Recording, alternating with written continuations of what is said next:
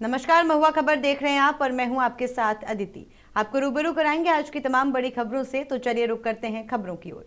अयोध्या में राम मंदिर चढ़ावा चोरी मामले को लेकर सियासी घमासान तेज हो गया है। इसी बीच शहर में समाजवादी पार्टी के नेताओं के बयानों से जुड़े पोस्टर लगाए गए, जिसके बाद राजनीतिक माहौल गर्मा गया।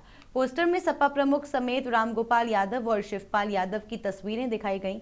बताया जा रहा है कि ये पोस्टर सपा नेताओं द्वारा रामलला को लेकर दिए गए बयानों पर लगाए गए हैं। हालांकि प्रशासनिक सक्रियता के बाद अधिकांश जगहों से पोस्टर हटा दिए गए। राम मंदिर चढ़ावा मामले को लेकर पहले से ही विपक्ष और सत्ता पक्ष के बीच आरोप प्रत्यारोप जारी है। अब अयोध्या में पोस्टर विवाद सामने आने के बाद सियासी बयानबाजी और तेज होने की संभावना है। बिहार के बांकीपुर विधानसभा उपचुनाव में जनशक्ति जनता दल की प्रत्याशी वीणा मानवी को नामांकन दाखिल करने के बाद पुलिस ने गिरफ्तार कर लिया। पटना कलेक्ट्रेट में नामांकन प्रक्रिया पूरी होने के तुरंत बाद पुलिस ने यह कार्रवाई की। वीणा तेज प्रताप यादव की पार्टी की उम्मीदवार हैं। उनकी बेटी प्रार्थना ने कहा कि उन्हें अभी ये जानकारी नहीं है कि उनकी मां को किस मामले में गिरफ्तार किया गया है। वहीं गिरफ्तारी को लेकर पुलिस की ओर से आधिकारिक जानकारी सामने नहीं आई है। वीणा मानवी की गिरफ्तारी के बाद राजनीतिक माहौल गर्मा गया है। तेज प्रताप यादव ने इस कार्रवाई को साजिश करार देते हुए सवाल उठाए हैं। ये साजिश है, जो सरकार की तरफ से साजिश किया गया है, हमारे कैंडिडेट को जानबूझकर फंसाया गया है और ऐसा कोई मामला नहीं है। और ये आधी आबादी की बात कर रही थी और ये हमारा कैंडिडेट जो वीणा मानवी जी हैं बहुत अच्छी हैं, इनका नेचर भी बहुत अच्छा है और साथ ही साथ सब इनका लोकप्रियता भी है और अपनी पार्टी जेजेडी जनशक्ति जनता दल की कैंडिडेट भी है। तो षड्यंत्र कर रहे हैं लोग। ये षड्यंत्र ज्यादा दिन तक टिकने वाला नहीं है। हम भी चुनौती दे देते हैं। हम अभी दिल्ली में हैं, अभी हम बिहार आ रहे हैं। हम बिहार आएंगे, उसके बाद हम सरकार को घेराव करने का काम करेंगे। ये साजिश है, जो सरकार की तरफ से साजिश किया गया है, हमारे कैंडिडेट को जानबूझकर फंसाया गया है और ऐसा कोई मामला नहीं है। और ये आधी आबादी की बात कर रही थी।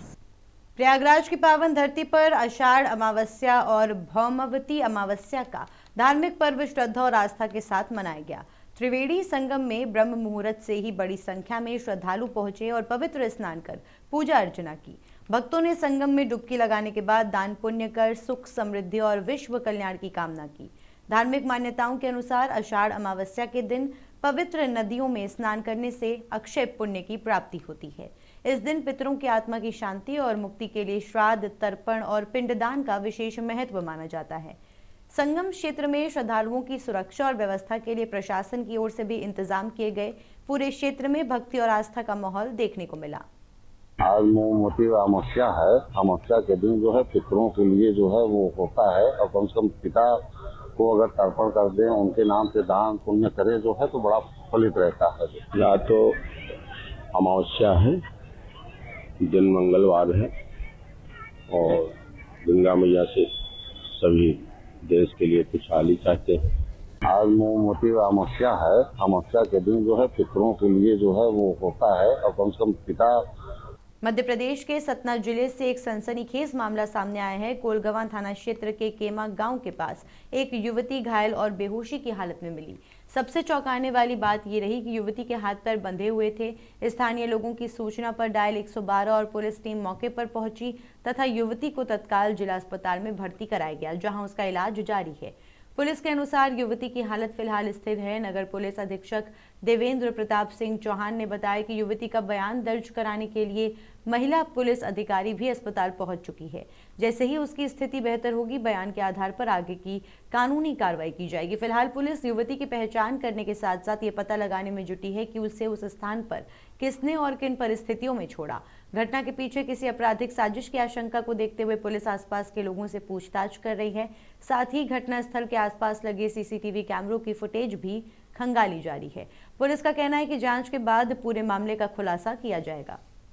सुपौल में नेपाल में हो रही बारिश के कारण कोसी नदी का जलस्तर बढ़ गया है। इसे देखते हुए प्रशासन और जल संसाधन विभाग सतर्क हो गया है। बीरपुर के चीफ इंजीनियर संजीव शैलेश ने बताया कि फिलहाल स्थिति पूरी तरह सामान्य है और कोसी के तटबंध सुरक्षित हैं। उन्होंने कहा कि नदी के जलस्तर पर लगातार नजर रखी जा रही है और विभागीय टीमें पूरी तरह सक्रिय हैं। अधिकारियों के अनुसार किसी भी आपात स्थिति से निपटने के लिए सभी जरूरी तैयारियां पूरी कर ली गई हैं। नदी किनारे रहने वाले लोगों को भी सतर्क रहने की अपील की गई है। प्रशासन ने कहा कि जल स्तर में बदलाव की लगातार निगरानी की जा रही है ताकि समय रहते जरूरी कदम उठाए जा सकें। फिलहाल कोसी क्षेत्र में स्थिति नियंत्रण में बताई जा रही है।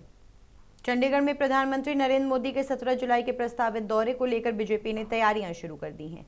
बीजेपी अध्यक्ष जतिंदर मल्होत्रा ने बताया कि पीएम मोदी के स्वागत से पहले पार्टी ने स्वच्छता से स्वागत अभियान के तहत शहर में सफाई अभियान चलाया। इस अभियान के जरिए कार्यकर्ताओं ने स्वच्छता का संदेश दिया और लोगों को साफ सफाई बनाए रखने के लिए प्रेरित किया। जतिंदर मल्होत्रा ने कहा कि प्रधानमंत्री नरेंद्र मोदी के दौरे को लेकर पार्टी कार्यकर्ताओं में उत्साह है और संगठन स्तर पर तैयारियां की जा रही हैं। उन्होंने बताया कि स्वच्छता अभियान के माध्यम से शहर को बेहतर और सुंदर बनाने का प्रयास किया जा रहा है। बीजेपी नेताओं और कार्यकर्ताओं ने विभिन्न स्थानों पर पहुंचकर सफाई की। पीएम मोदी के दौरे को लेकर प्रशासन और पार्टी दोनों स्तरों पर तैयारियां तेज हो गई हैं।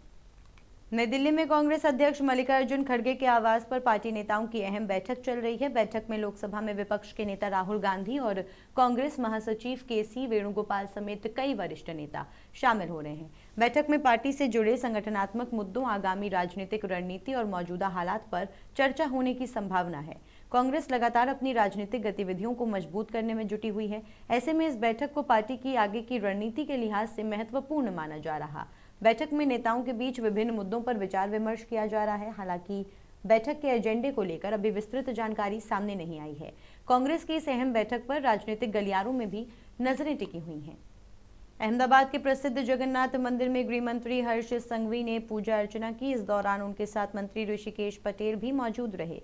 दोनों नेताओं ने मंदिर में विधि विधान के साथ पूजा कर भगवान जगन्नाथ का आशीर्वाद लिया। इसके बाद मंदिर के शिखर पर आयोजित ध्वजारोहण समारोह में भी हिस्सा लिया। धार्मिक परंपरा के अनुसार ध्वजारोहण कार्यक्रम का विशेष महत्व माना जाता है। समारोह के दौरान मंदिर परिसर में श्रद्धा और भक्ति का माहौल देखने को मिला। बड़ी संख्या में श्रद्धालु भी इस धार्मिक आयोजन में शामिल हुए। हर्ष संघवी ने मंदिर में देश और प्रदेश की खुशहाली की कामना की। कार्यक्रम के दौरान मंदिर प्रशासन और अन्य गणमान्य लोग भी उपस्थित रहे। जगन्नाथ मंदिर में आयोजित ये धार्मिक कार्यक्रम श्रद्धा और उत्साह के साथ संपन्न हुआ। फिलहाल के लिए इतना ही। खबरों का सिलसिला लगातार जारी है। बने रहिए और देखते रहिए महुआ खबर।